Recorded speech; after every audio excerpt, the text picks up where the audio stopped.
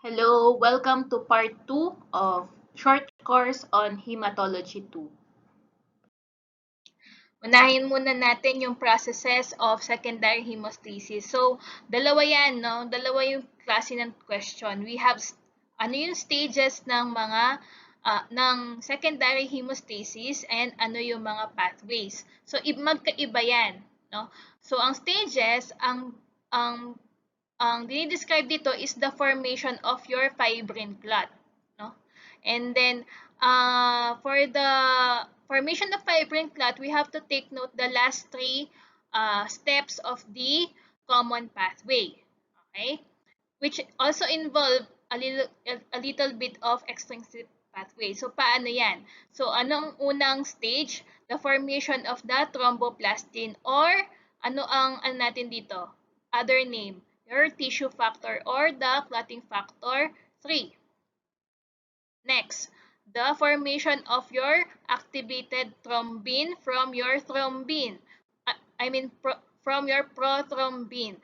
Ano ulit ang designated clotting factor name nito? Clotting factor 2. And then next is the conversion of your fibrinogen, which is your clotting factor 1. Okay, so madali lang intindihin yan. Pag stages, no, the steps of clotting factor 3, 2, and 1. So dapat, ito yung dapat or correct steps of the stages. Sa pathways naman, no, ang pinag-uusapan lang natin dito, simple lang, the intrinsic pathway, extrinsic pathway, and common pathway, which is, yan yung laging pinapadrawing sa inyo before ni Doc Axie. Okay, next naman tayo, no? Aaralin din natin yung mga other names of the following clotting factors. Okay. So, clotting factor 1, fibrinogen yan. No? Mamaya, tuturuan ko rin kayo kung paano mas madaling aralin for some of you na hindi pa to masyadong memorized. No? Then, clotting factor 2, prothrombin, or in other books, pre-thrombin. Clotting factor 3, tissue factor, or thromboplastin, as I have said a while ago. And then clotting factor 4 is calcium. Okay? Ito yung isa sa mga clotting factor na hindi nabubuo sa liver. Okay? Actually, one of the sources of calcium is from kung naalala nyo, yung kapas from the dense granules of your platelets. Clotting factor 5 is your proaccelerin or labile factor. Okay? Ang pinag-uusapan natin dito is yung pagka-stable nila sa temperature. At high temperature, madaling masira si platelet factor 5, kaya tinawag siyang labile. And in other references, accelerator globulin ang name niya. So from the name itself, dito na derive yung proaccelerin na name. Clotting factor 7 is your proconvertin, which is your stable factor. Okay? And bakit siya tinawag na stable factor? Kasi tumatagal siya in prolonged incubation and in high temperature. And then in other references, ang pangalan niya is serum prothrombin conversion accelerator. So pang-convert, kasama siya sa mga magko-convert ng tissue factor. So ang other name niya is proconvertin. So ang clotting factor 8 naman, anti-hemophilic factor or anti-hemophilic factor A. Okay? And in other references, anti-hemophilic globulin or platelet cofactor 1. So, bakit siya tinawag na platelet cofactor 1? Kasi some of these clotting factors are made from platelet itself. Sa makikita sa alpha granules or sa dendrogranules? Sa alpha granules.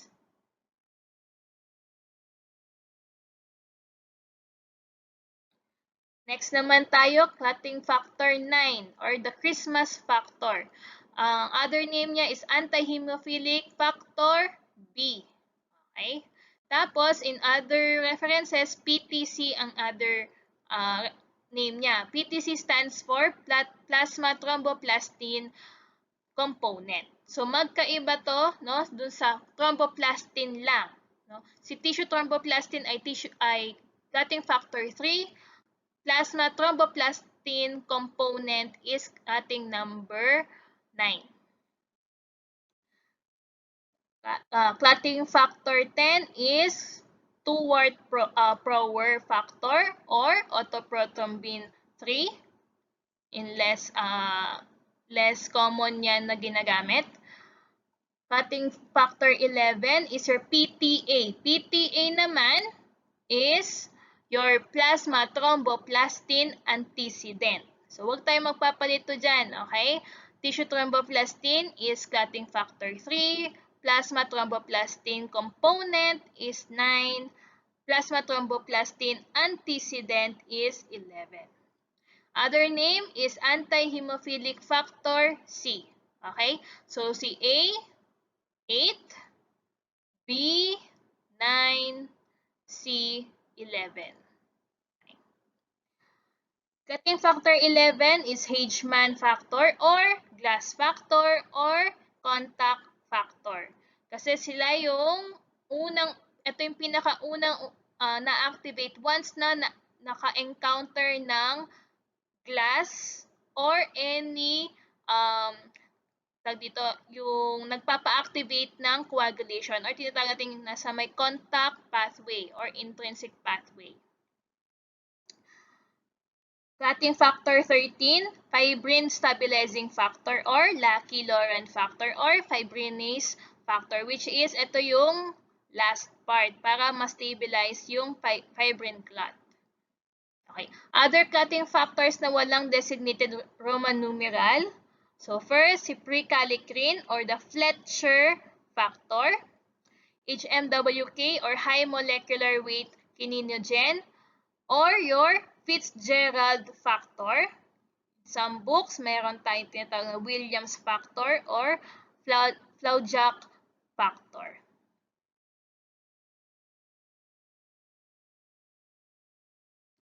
Okay, dito naman tayo sa mga students lang na hindi kaya mag-memorize nung clotting factors or hindi pa masyadong familiarize. Okay? Factor 1 is fibrinogen, right? So, nakita ko lang to sa internet. So, medyo cringy yung mga mnemonics. Anyway, let's proceed. Dito naman, papalitan mo lang yung I ng 1, so mukhang fibrinogen na. No? Anyway, palitin natin. Clotting factor 2, prothrombin. So, ito yung palatandaan natin. Sa 3 naman, tissue factor or tissue thromboplastin. 4, calcium, palitan yung I ng U and U ng Roman numeral 4. Sa 5, proaccelerin, accel has 5 letters. Sa 7 naman, convertin, convert has 7 letters. Okay. Sa 8, anti-hemophilic factor. So, anti-hemophilic factor. Pinilit talaga. Sa clotting factor 9, Christmas factor, di ba meron tayong 9 days ng simbang gabi tuwing Christmas. Yun lang yung palatandaan.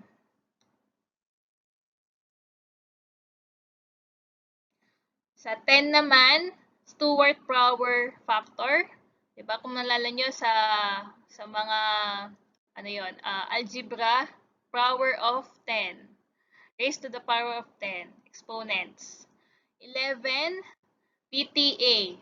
So sa PTA, 'di ba yung Parents Teacher Association 101. Okay? Parent and teacher. Actually, cringy, pero magagamit nyo to. 11 naman, glass factor. Cinderella left her glass shoe around 12 o'clock. Kung alam niyo yung kwento. Okay?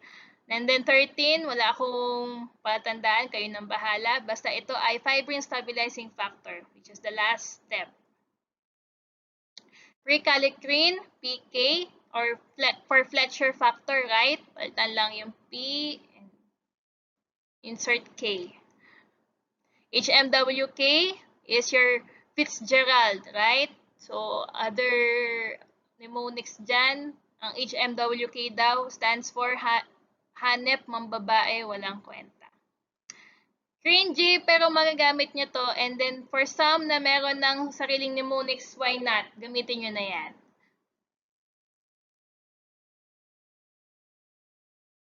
Okay, dito tayo sa pathway. So, we have intrinsic, extrinsic, and your common pathway, right? So, dito sa part na to is your intrinsic factor. This is your extrinsic factor. And this is supposedly the common pathway. So, ano ang common saan nagmi-meet? Saan ang intersection ng lahat ng factors? They will meet at the activation of your clotting factor 10. So, tandaan lang una natin yung mga steps. So, from intrinsic factor, ma-activate lahat si prekallikrein, HMWK, and your 12 clotting factor 12. And then si 11, and then si 9, and then si 8. Okay? Sa extrinsic factor naman, mauuna si 7. Tapos, insert yung activated clotting factor 3 para ma-activate si 7.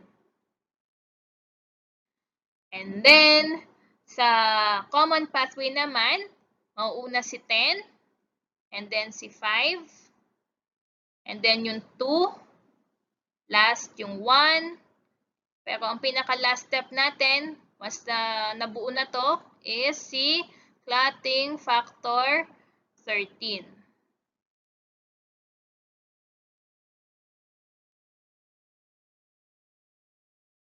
Okay. Recall naman natin yung ating mga coagulation factor groups. So we have 3 groups, fibrinogen group, prothrombin group, and contact group. Unahin natin si fibrinogen group, which is your clotting factors 1, 5, 8, 13. Okay? These are calcium dependent. So, kailangan nila ng calcium para ma-activate sila into their activated form. But vitamin K independent, okay? So, hindi kailangan ng dadaan pa sa liver to be activated. Okay? And then, saan sila makikita? Anong preparation or paano mo pag-aaralan itong fibrinogen group? So, you have to prepare a plasma. Okay? Kasi wala sila sa serum. Okay? Then next, prothrombin group. So, sino sila? 2, 7, 9, 10. Or meron tayong mnemonics na 1972. So, insert natin isang 0 dito. So, 10, okay, 9, 7, tsaka yung 2. Calcium dependent din sila. Kailangan ng calcium to be activated. And dadaan sila sa liver to be activated kasi nandun ang source of your vitamin K. Okay? So, yung mga nasustore sa liver, ito rin yun, yung prothrombin group. So, paano mo sila pag-aaralan? Okay? Ano ang ipe-prepare mong specimen? So, kailangan mo mag-prepare ng specimen na dito, in plasma form, okay? Without adsorption or walang adsorptive reagents kasi kaya silang ma-destroy by adsorption. And then, present din sila sa serum, pero with exception.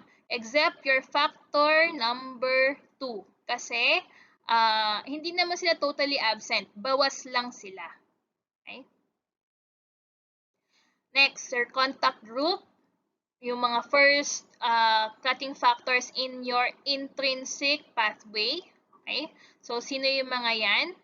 Your 12, 11, prekallikrein, and HMWK. So, this group does not depend on calcium. Okay? Kailangan lang yung mag-depend dun sa exposure nila with either your activators or glass.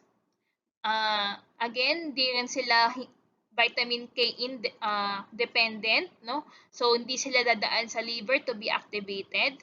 But these are easily seen in or present in plasma and serum as well.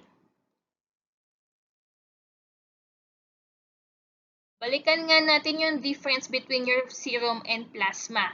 So, yung serum, para ma-prepare mo yan, kailangan mo makuha yung supernatant from after centrifugation ng specimen na walang preservative. Okay? Ang plasma naman, ito yung supernatant after centrifugation ng specimen na may preservative. Okay? So, in hematology aspect naman, ano ang difference ng serum and plasma? Ang serum, ito yung actually plasma na walang clotting factors kasi wala ngang preservative, walang anticoagulant reagent. So, magagamit lahat ng clotting factors to form your blood clot.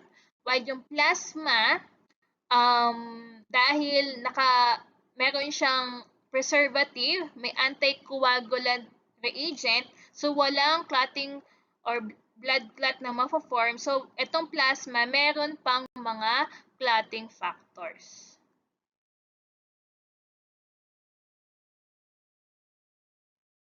Okay, from those information, i-apply naman natin, no? So, ano ang mga preferred specimen kung pag-aaralan natin lahat nitong mga clotting factors. Unahin natin fresh plasma. Okay? Ang ibig sabihin ng fresh plasma, na-prepare mo yan less than 24 hours. So, basically, lahat present. Okay? Sa age plasma naman, ano ibig sabihin ng age plasma? Ito yung na-prepare for more than 24 hours. So, sino ang mawawala? So, si number 5 and 8. Okay? Remember yung 5 natin, this is also called as your labile factor. So, madali yan mawala in prolonged incubation. Okay? And aside from that, naalis din si factor 8. Sa adsorbed plasma, ito yung plasma na ginamitan ng absorptive reagents. Ano ba yung principle ng adsorption? Dito dumidikit yung mga or hindi siya purely absorption. Ang adsorption, didikit lang yan, no? Magbabind, kumbaga. So, matatanggal yung ating some of the clotting factors present. So, sino yung mga matatanggal dyan? Your 2, 7, 9, 10. So, ano ang group natin dito? This is your prothrombin group. Okay? So, ano ulit yung mga pwede nating absorptive reagents? So, pwede kang gumamit ng barium sulfate and aluminum hydroxide. Okay? So, bakit ba natin ginagawa yung adsorbed plasma? Para gawin yung ating substitution test, which is to be discussed later on.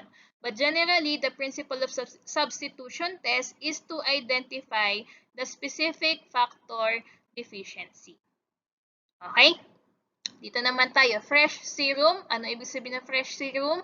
Na-prepare less than 24 hours from a specimen na walang anticoagulant. Okay.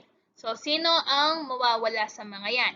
Mawawala ang 1, sum of the 2, ang matitira na lang is less than 20%, 5, 8, and 13. Ano ang group ng 1, 5, 8, and 13? These are your fibrinogen group. Diba? So, pero kung naalala nyo din kanina, yung rule din natin kanina, di ba? Lahat din ng prothrombin group present sa fresh serum except your factor 2, which is only present in less than 20%. Next naman, age serum naman na prepare more than 24 hours. So, mawawala na totally si factor 2.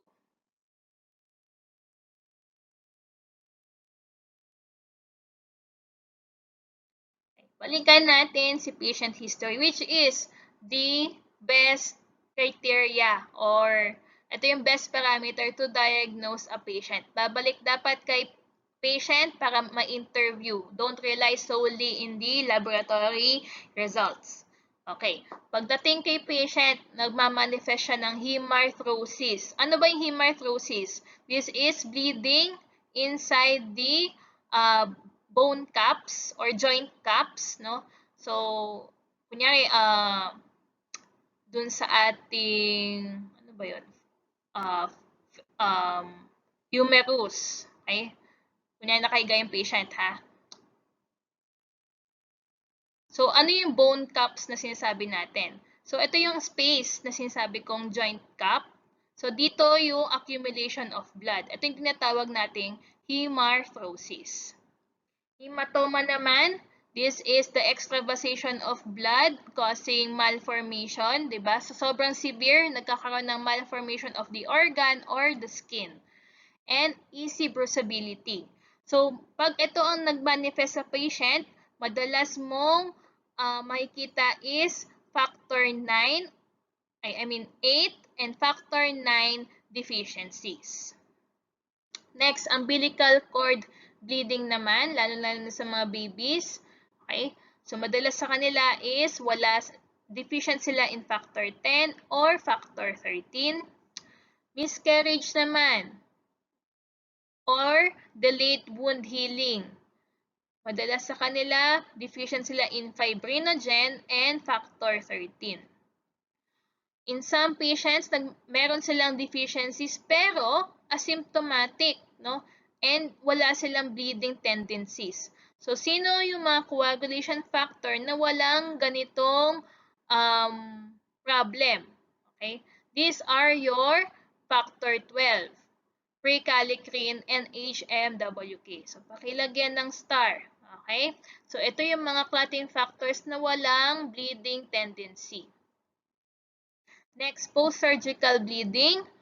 All coagulation factor has problem except your prekallikrein and HMWK. Sa thrombosis naman, ano ba ibig sabihin ng thrombosis? You are a clot former. Wala kang damage sa mga blood vessels pero nagproduce ka pa rin ng mga clots. So, ano ang probable problem mo dito? You have an excess or may presence ka ng abnormal fibrinogen or tinatawag natin na condition na dysfibrinogenemia.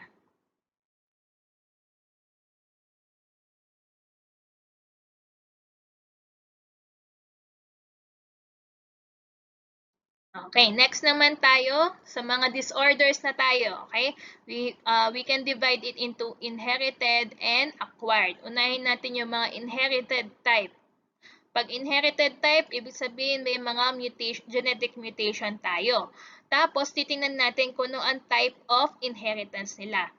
So, meron tayong rule dyan. All clotting factor deficiencies are autosomal recessive in nature. Nalala nyo yung recessive, di ba? Pag recessive ang pinag-uusapan natin, meron siyang kulang na protein. And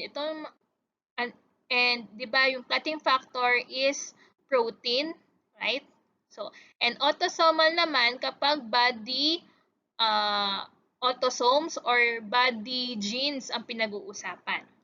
Okay, dito naman tayo. Ano yung mga rules natin? All clotting factor deficiencies are autosomal recessive except your clotting factors 8 and 9, which is hemophilia A and hemophilia B. Because these two follow a sex-linked inheritance. Okay? Ano ang specific sex-linked inheritance? Your X-linked recessive. Von Willebrand disease din is one of the exception because this disorder naman follows an autosomal dominant inheritance.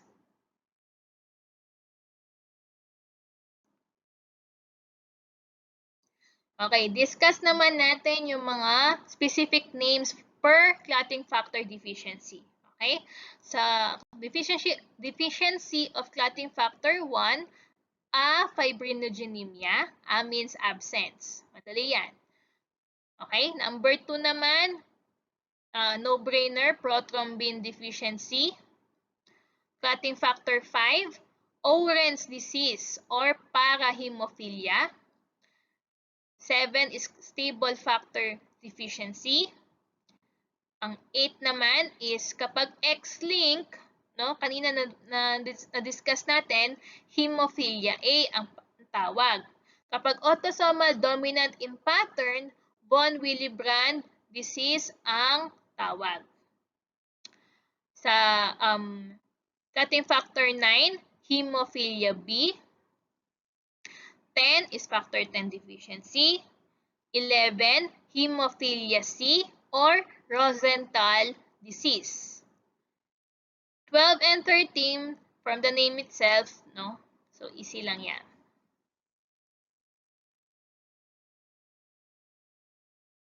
So, let's proceed with acquired coagulopathies naman. No? Wala kang genetic disorder pero meron kang existing problem that result or isa sa mga complication niya is the deficiency of clotting factors. Okay, unahin natin sa liver disease. Okay, ang principle dyan kung bakit sila meron deficiency in clotting factors is that ang liver is the site of vitamin K storage. Okay? So, yung mga vitamin K dependent clotting factors is prominently affected. Ano ulit yung mga yan? Ito yung mga prothrombin group, yung ating 1972. Aside from that, no, affected din si fibrinogen. Elevated ang fibrinogen natin in early o sa mga acute disease pa lang ng liver. Bababa yan in severe disease. Okay? So, and other factors din na hindi affected, no? Kung pag-aaralan natin yung mga von Willebrand factor, so hindi affected yung hindi bababa yung ating von Willebrand factor and yung 13. Other than that, kasama na dyan yung ating contact group.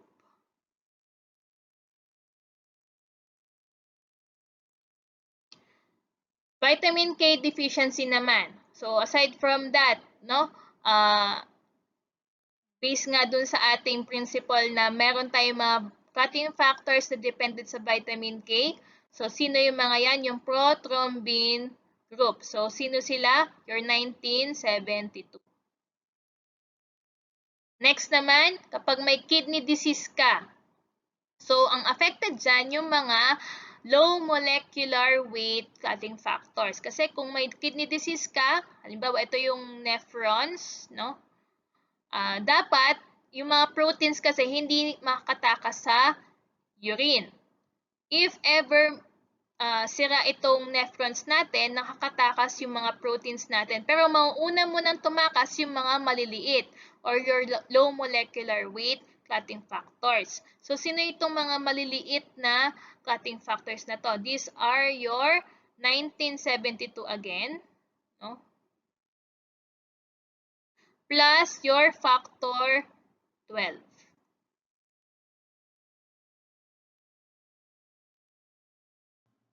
Okay, let us discuss the deficiency of vitamin K. So, kailangan si vitamin K sa production of factors 2, 7, 9, and 10. And also, your natural anticoagulants such as your protein C and S. Okay?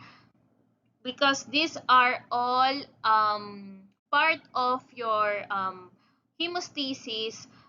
Hence, yung mga vitamin K deficient, prone sila sa bleeding. Okay? So, sino yung mga at risk sa bleeding caused by vitamin K deficiency? Una sa lahat, yung mga taong unable to absorb fat or meron silang malabsorption. So, bakit kailangan ba yung fats? Ang vitamins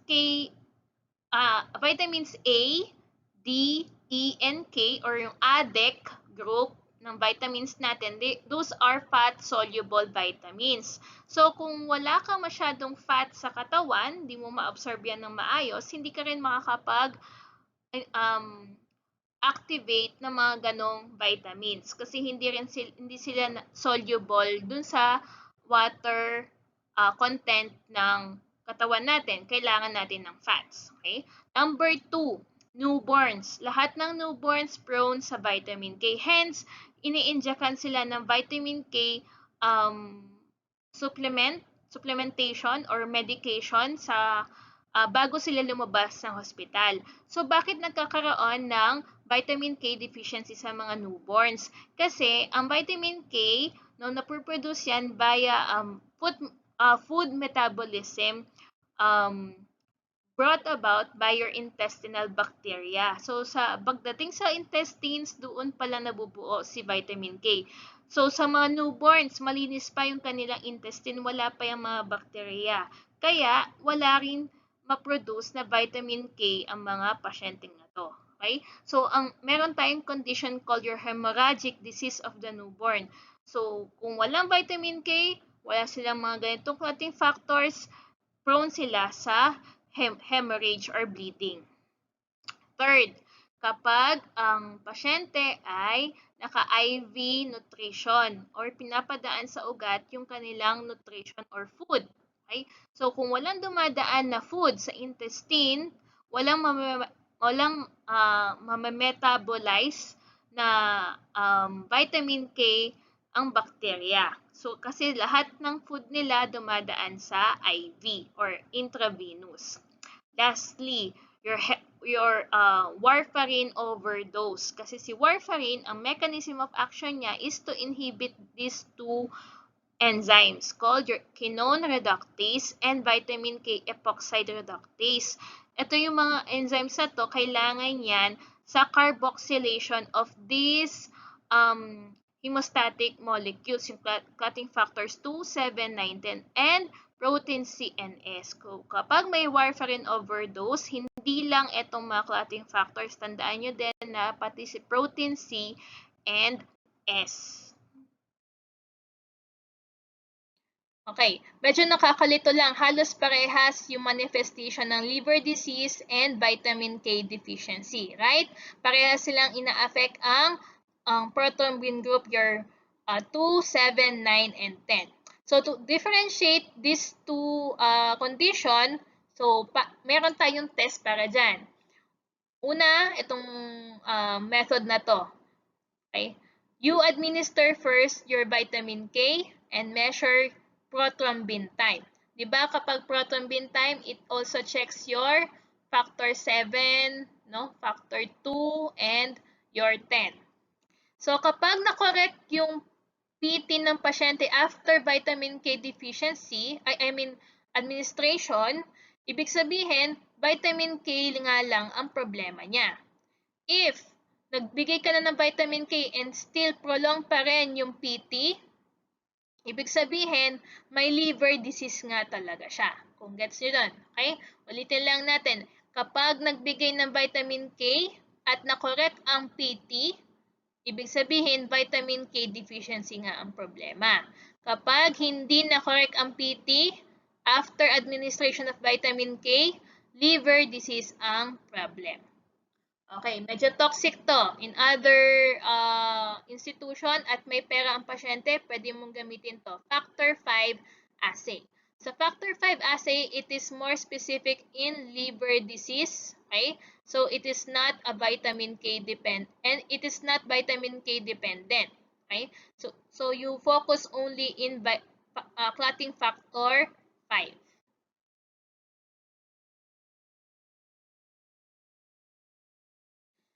Next, balikan natin yung mga kidney disease. Kung naalala nyo yung differences of nephritic and nephrotic syndrome back in your CM, no? Meron tayong mnemonics dyan, no? Ano lang to, recall lang to. Sa nephritic syndrome, we have mnemonics OHA. Sa nephritic, pasyente nagmamanifest ng oliguria or less ang urination. Hypertension, hematuria is bleeding in may blood dun sa urine. Azotemia, tumataas ang BUN ng CREA without signs and symptoms. Okay? Sa nephrotic naman, ang mnemonics natin is PALE. PALE stands for proteinuria, albuminuria, lipiduria, and edema. So, yan yung basic differences nila. Pero, anong specific syndrome ba ang nakaka-affect sa clotting factors natin? Is it nephritic or nephrotic? Only in nephrotic syndrome maapektuhan ang mga clotting factors. Okay? And yung first na maapektuhan, yung may mga low molecular weight characteristic, which is itong mga to.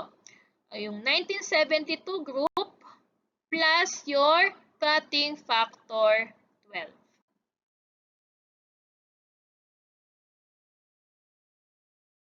Okay, napag-aralan natin kanina yung ating warfarin, right? Which affects the vitamin K dependent clotting factors. Actually, parehas sila ng heparin. Bakit sila nagkaroon ng similarity? Kasi itong dalawang ito, ginagamit siya sa clinic as anticoagulants, antithrombotic, and as blood thinners. No? Lalong-lalo na sa mga pasyenteng nagkaroon ng myocardial infarction or heart attack and stroke para hindi umulit. So, madalas binibigyan sila ng dalawa. And ang similarity din yung dalawa, the overdosage of these two drugs can cause bleeding. Okay? And ano naman ang kanilang differences? Ang warfarin, pwede siyang gamitin as maintenance, no? Pwede yan araw-arawin ng pasyente. Ang heparin naman, hindi pwede. So, pang-ER lang yan for immediate therapy. Pag nagkaroon ng stroke ang pasyente sa ER, bibigyan ng heparin instead of warfarin. Okay, next naman, ano ang kanilang mechanism of action? Ang warfarin inhibits your vitamin K epoxide reductase and quinone reductase. Si heparin naman, it causes bleeding due to activation of your antithrombin, which inhibits, from the name itself, yung thrombin. Okay?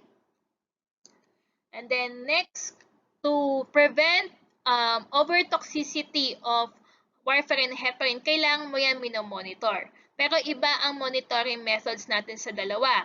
Ang warfarin uses your PTINR. Heparin naman, your activated PTT.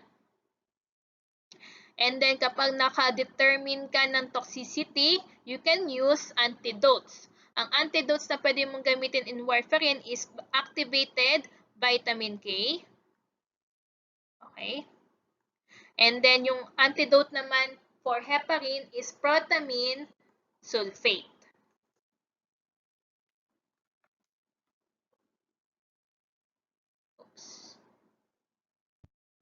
So next, reviewin naman natin yung mga laboratory assessments focusing on secondary hemostasis. So sa secondary hemostasis, all about clotting factor. So belong dyan ang mga coagulation studies natin. Ano muna ang specimen of choice to study clotting factors? Ang gusto natin ay citrated plasma. We make use of 3.2% trisodium citrate. And ano ang kulay ng lagayan niya sa mga BD vacutainers? they are designated as light blue. Ano ba ang mechanism of action ng citrate? Citrate chelates your calcium. So, it will not shorten the cutting time dun sa ating report. So, ano ba yung old ways to check for clotting time? So, meron tayong 3 old ways, no? Una, no, capillary blood. We make use of a capillate. Okay? So, idudurugin mo yung capillate na yon to check for the clot inside that tube. So, pangalawa is we make use of a glass slide. So, magdadrop ka ng blood doon, kaya ang tawag din doon ay drop method. Magdadrop ka ng blood in the middle of the glass slide, you observe for the formation of clot. Next naman, kung gusto mo na mas maraming specimen, we make use of whole blood or also known as Lee and White method. So, whole blood yan, antayin mo lang mag-clot yung whole blood na yon, no? The normal value should be 5 to 10 minutes, no? Para mag-clot yung buong specimen na yon sa loob ng test tube. Okay, etong mga next group of test naman ay ginagawa naman na sa laboratory. Okay? So, unahin natin prothrombin time or PT. It is a test for or it can assess your extrinsic and common pathway clotting factors. It is used to monitor warfarin overdosage. So, hindi lang PT dapat ang answer natin for monitoring for warfarin. Dapat PT, INR. And ang specimen of choice natin dito is the platelet poor plasma. Bakit gusto natin walang masyadong platelet? Kasi it has molecules, no, that can readily activate your clotting factors. Ayaw natin nun. So, gusto natin konti lang yung platelets. So, paano natin i-prepare ito? Platelet poor plasma is prepared by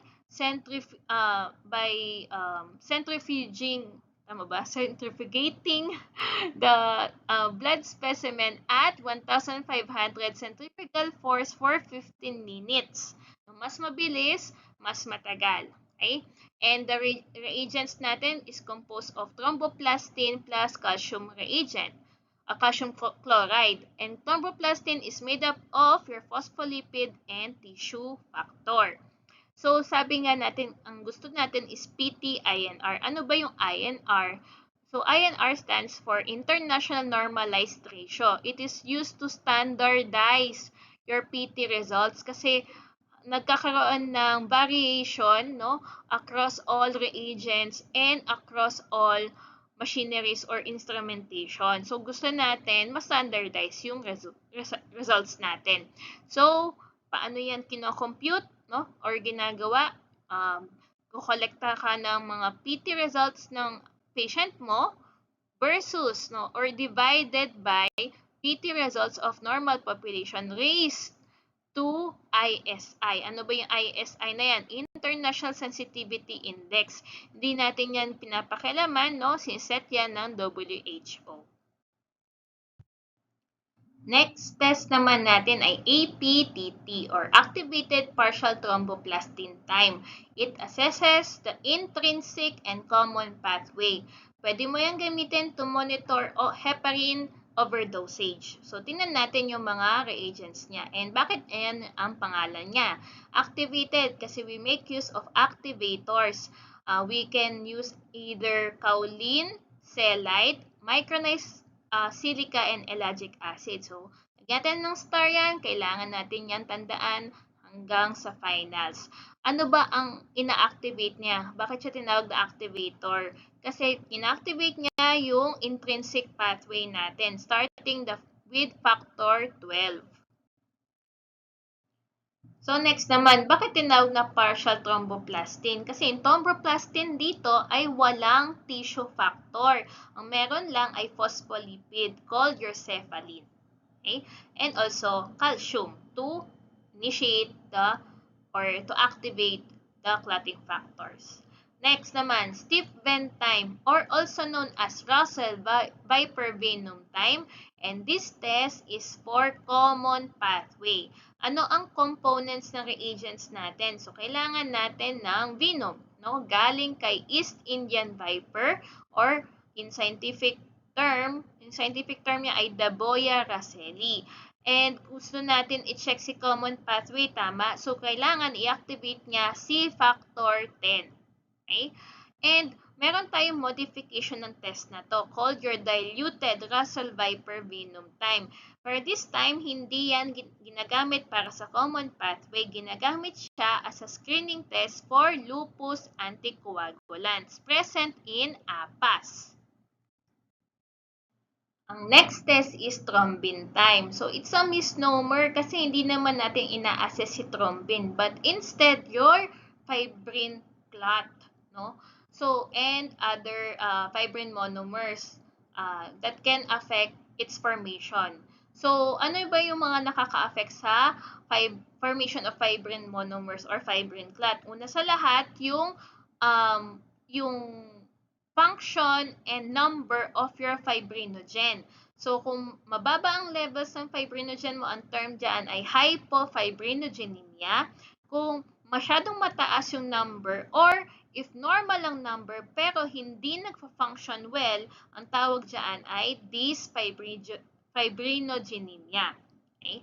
Ang next naman can affect the formation of a stable fibrin clot is the presence of your fibrin degradation products or fibrin split products. No?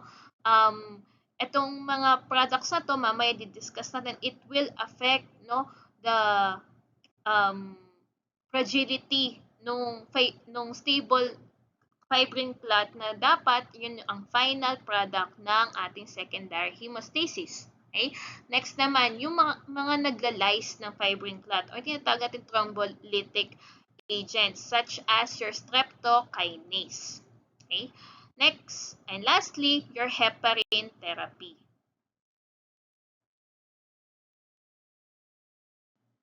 Next test is reptilase time. Parehas lang naman siya ni thrombin time. Pero in this test, we make use of an enzyme which is found in the snake, both ROPS at TROX snake. Okay? And dahil same sila ni thrombin time, same sila ng clinical significance, hypofibrinogenemia, your dysfibrinogenemia, the presence of your FDP and FSP, pero hindi sila affected ng heparin therapy. Kahit nag-heparin overdose na yung pasyente mo, normal pa rin si reptilase time.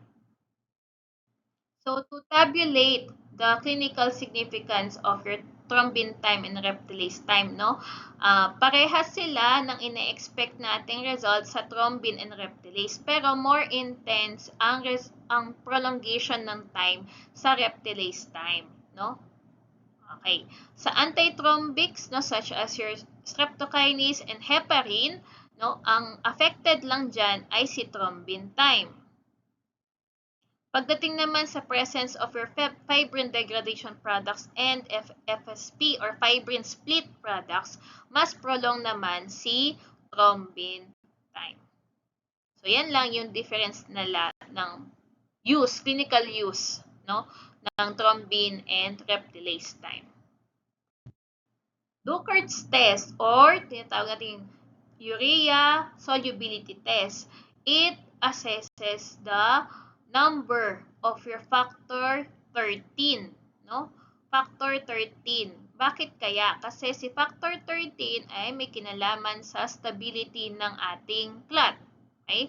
So, i-expose mo ngayon yung specimen mo doon sa mga reagents such as your 5 molar urea or kung wala ka nito, 1% monochloroacetic acid or 2% trichloroacetic acid. Kapag insoluble, naging insoluble yung clot dito sa mga reagents na to after 24 hours, ibig sabihin normal. Okay? Kung madaling malusaw yung ating clot, dun sa mga reagents na to, ibig sabihin konti lang yung factor 13.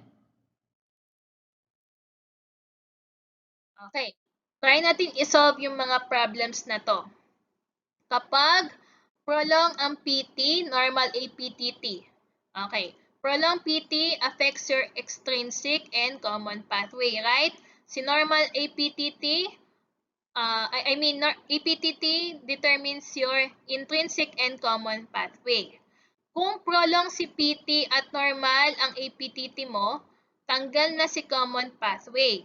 Okay? Kasi nag-normal siya dito sa APTT. Tanggal na rin ang extrinsic pathway mo. So, matitira na lang is extrinsic, which is either your 3 and 7. So, most probably 7. Okay? Kasi ang 3 hindi kayang i-measure dito sa PTT dahil ang tropoplastin is actually your reagent. Next naman, normal PT, prolong EPTT. Okay? Tanggal na si common pathway kasi nag-normal siya sa PT. So, tanggal din si extrinsic. The problem lies in your intrinsic factor. So, the problems should arise in the following factors. Your 8, 9, 11, or 12. Next naman, prolong PT. Okay? Prolong EPTT. So, saan ang problem? Ano ang common denominator ba nila? Your common pathway. So, the deficiency is derived from the either your 1, 2, 5, and 10. Next naman, normal thrombin time. Prolonged thrombin time, normal reptilase time. So, ano yung mga na-discuss natin kanina na pwede mag-prolong ng thrombin time but not reptilase time? Your heparin therapy. Next naman tayo, normal PT. Normal APTT. Abnormal lang in Duchert's test. Sa Duchert's test, the only clotting factor affected is your clotting factor 13. And then next, PT is prolonged, which affects your extrinsic and common. APTT, intrinsic and common. Thrombin time, ano ulit ang dinidetect nito? Your clotting factor 1. So, anong common denominator nila? Di ba ang clotting factor 1 is a common pathway? So, mas specific ngayon ito in fibrinogen group alone. Kasi, di ba, fibrinogen is also in common pathway. So, analyze muna natin yung ating problem in each cases. Halimbawa, sa hypofibrinogenemia, no? Hypo means decrease levels of fibrinogen. May effect ba siya sa bleeding time, clotting time, PT, APTT, stiff vein, thrombin time, and Duchert's test? So, aralin natin yan. So, in BT, bleeding time, normal si hypofibrinogenemia, prolonged sa clotting time kasi non-specific to through all clotting factor deficiency, prolonged si clotting time. PT, prolonged dahil kasama siya sa common pathway. APTT, prolonged. Stiff vein time, prolonged dahil ang focus nito is common pathway. Thrombin time, prolonged din dahil only clotting factor 1 is being detected in thrombin time. Duchert's test, normal dahil ito ay pang 13 lang. Okay, next naman, parahemophilia. Ano ulit ang parahemophilia? This is also known as your Oren's disease or the clotting factor 5 deficiency. So, alin dito ang nagno-normal, alin dito ang abnormal. So, halos same lang. Normal ang BT, bleeding time, yes. Prolonged clotting time, prolong ang PT, APTT dahil common pathway si clotting factor 5. Stiff vein time, prolong din. Your thrombin time is normal kasi it does not detect the clotting factor 5 but only factor 1. Duchert's test is normal. Next, your clotting factor 8 deficiency or 7 deficiency. So, normal sa bleeding time. Okay? Bakit nga ba ulit normal ang bleeding times all throughout dito sa mga examples natin na to? Dahil ang bleeding time only detects the derangement in your platelets and your vessels. Okay? So, normal lagi kapag clotting factor problem. Okay? Clotting time is prolonged. PT is prolonged dahil kasama siya sa extrinsic. Normal sa APTT, steep bend time, normal sa thrombin time, normal sa Duchert's test. Next is hemophilia A or factor number 8. So bleeding time is normal, clotting time prolonged, PT is normal, APTT is prolonged, steep bend time is normal, thrombin time normal, Duchert's test normal. Your von Willebrand disease. Von Willebrand disease is an autosomal dominant problem of your factor 8, right? So, tingnan natin ang results. I-analyze natin. Prolong sa BT or bleeding time. Naalala nyo yung discussion natin last time? Von Willebrand is actually disease of von Willebrand factor which adheres in your GP 1B, 1B, 5, and 9. Right? And kasama to sa ating platelet adhesion. Okay? So, kapag abnormal nga ang platelet, the affected test will be your bleeding time. Walang affectation sa others. Bakit kaya? Kasi dalawa yung ating factor 8, right? Yung isa galing platelet, ay yung isa galing liver.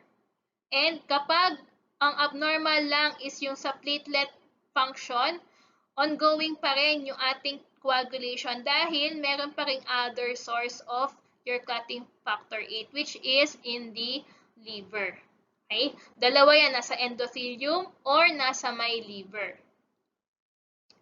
Next, your clotting factor 9 ang affected sa hemophilia B, right? B9.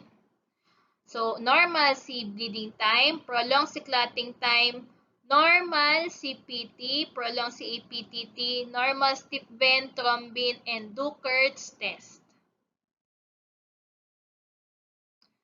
Next group of problems naman tayo. Okay, factor 10 deficiency. Normal ang BT, prolonged CT, clotting time, prolonged ang PT, APTT, and steep bend kasi common pathway. Normal thrombin time, normal Duchert's test. Next naman, hemophilia C. Ano ang clotting factor deficiency dito? Your 11. Okay? So, normal bleeding time, clotting time, prolonged, PT is normal, APTT prolonged, steep bend, thrombin, and Duchert's test are normal. Next naman natin is factor 12. Normal BT, clotting time is prolonged, normal PT, prolonged APTT, normal thrombin, Duchert's, and steep bend, thrombin, and Duchert's. So, halos parehas si 11 and 12. Next, heparin toxicity naman. So, normal si BT, okay? Clotting time is prolonged, PT normal, APTT prolonged. Okay? Bakit prolonged sa APTT?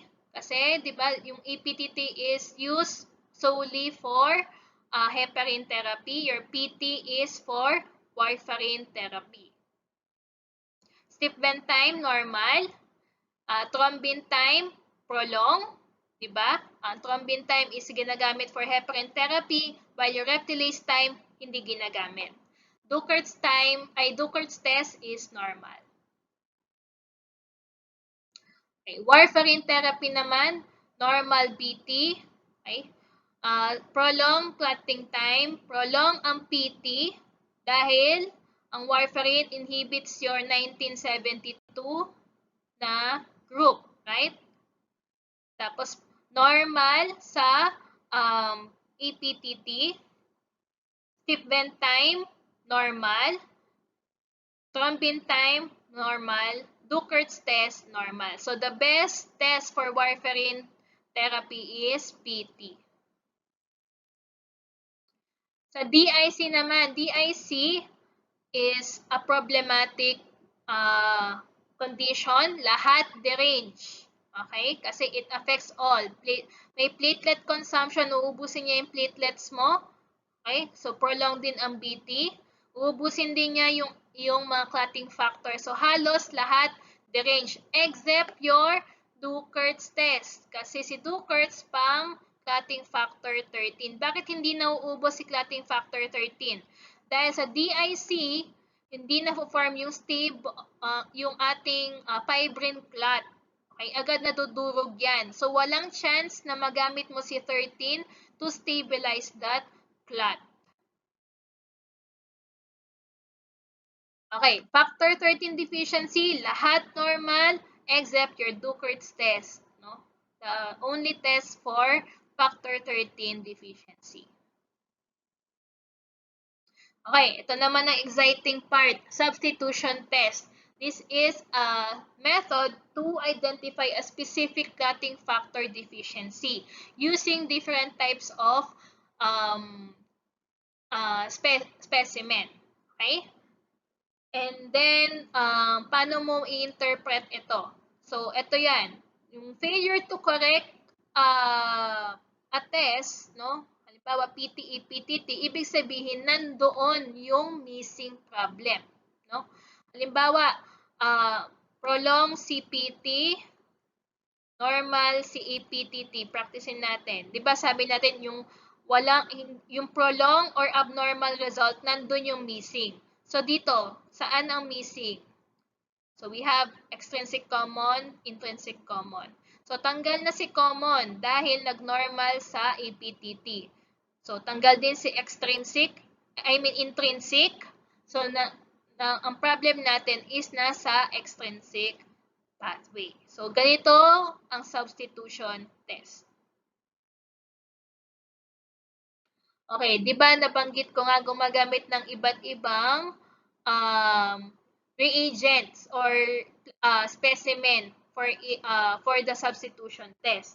So gagamit tayo ng normal plasma, which is present lahat ng mga clotting factors. Adsorbed plasma, present lahat except your 1972, yung 10, 9, 7, and 2. H serum naman, present lahat except your 1, 2, 5, and 8.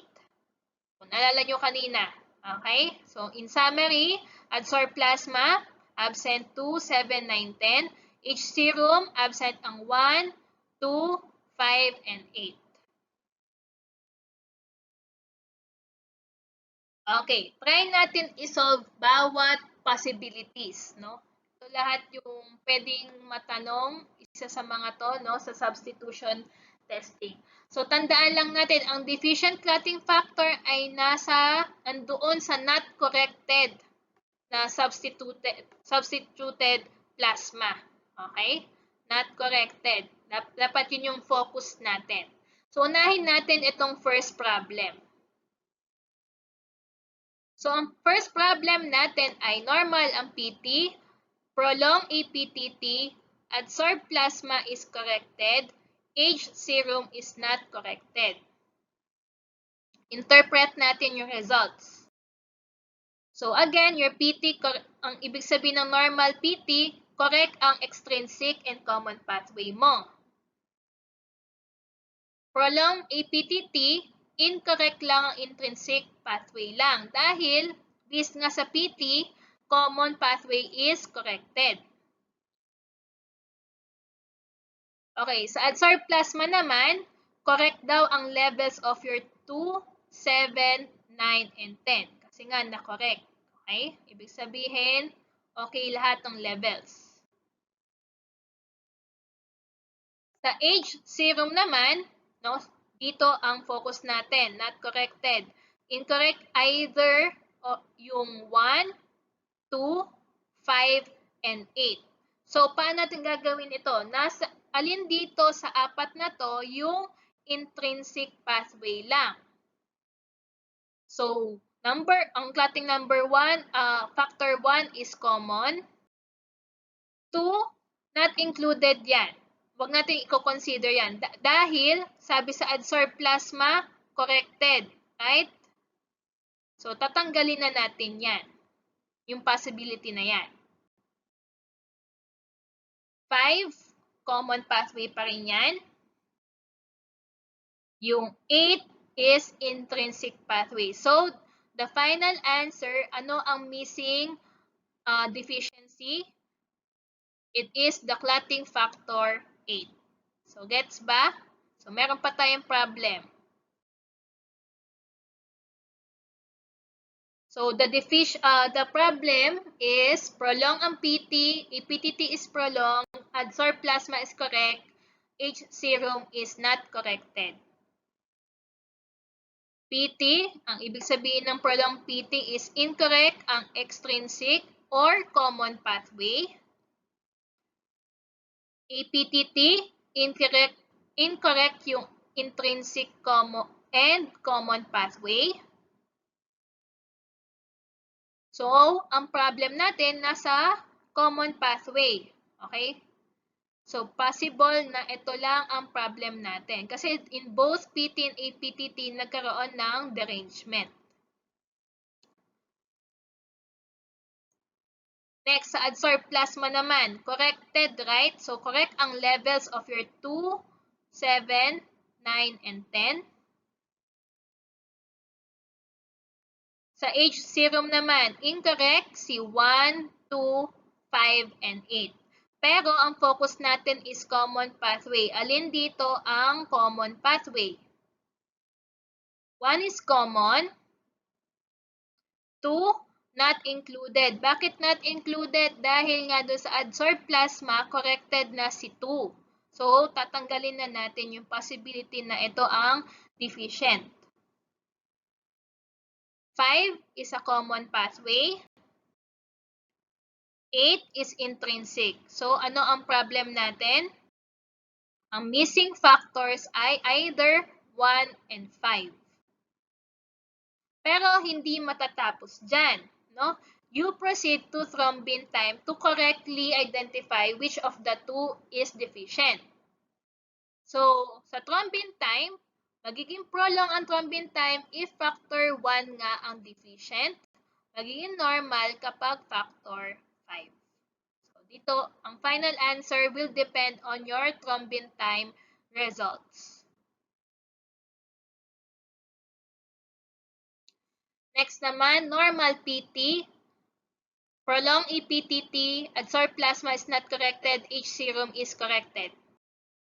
PT is correct, is normal, so correct ang extrinsic and common pathway. EPTT, incorrect, intrinsic only, kasi yung ating correct, common pathway is corrected in PT. Adsorb plasma, sabi natin not corrected, so deficient ang levels of either 2, 7, 9, and 10. Ang H serum naman natin correct. So, hindi natin consider si 1, 2, 5, and 8. So, dito tayo magpo-focus ngayon sa ating adsorb plasma clotting factors. So, alin dito ang intrinsic pathway? 2 is not included again kasi yung H serum natin corrected daw si 2. So, tanggal na natin yung possibility ng 2. 7 is extrinsic. 9 is intrinsic. 10 is common. The final answer would be clotting factor 9.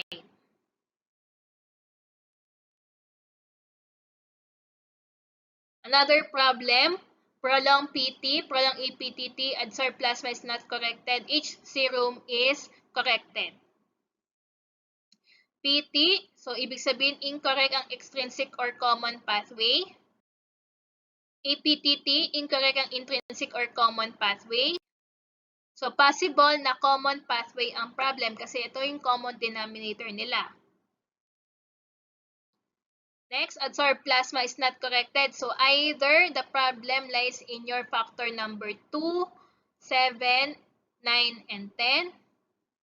At each serum, correct daw ang levels ng 1, 2, 5, and 8. So, alin dito sa mga ito ang common pathway? So 2 is not included, 7 is extrinsic, 9 is intrinsic, 10 is common. So the final answer would be your factor 10. Next naman, prolonged PT, prolonged APTT, adsorb plasma is not corrected, each serum is not corrected. So sa PT, either extrinsic and common pathway is problematic. APTT, either intrinsic or common. So possible, common pathway kasi ito yung common denominator natin. Adsorb plasma, incorrect daw in 2, 7, 9, and 10. Each serum, 1, 2, 5, and 8. So, ang problem natin is common pathway. So, alin dito sa dalawang ito, no? Ang mga common pathway. Ano ang common denominator nila? So, 'di ba, ang factor 2, yung common denominator ng dalawang specimen.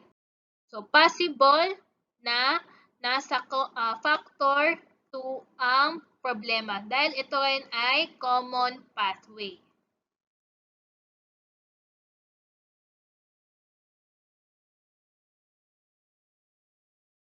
Next naman, prolonged PT, normal APTT, adsorb plasma is not corrected, each serum is corrected. PT, incorrect either extrinsic or common. APTT, correct daw ang intrinsic and common. So, ang problem is possible extrinsic pathway. Sa adsorb plasma, baka nandun sa 2, 7, 9, and 10. Each serum, correct daw ang levels ng 1, 2, 5, and 8. So, ang focus natin, alin dito sa mga to? Ang extrinsic pathway. So, 2 is not included dahil corrected ang each serum. 7 is extrinsic. 9 is intrinsic. 10 is common. So, the missing factor would be your factor 7.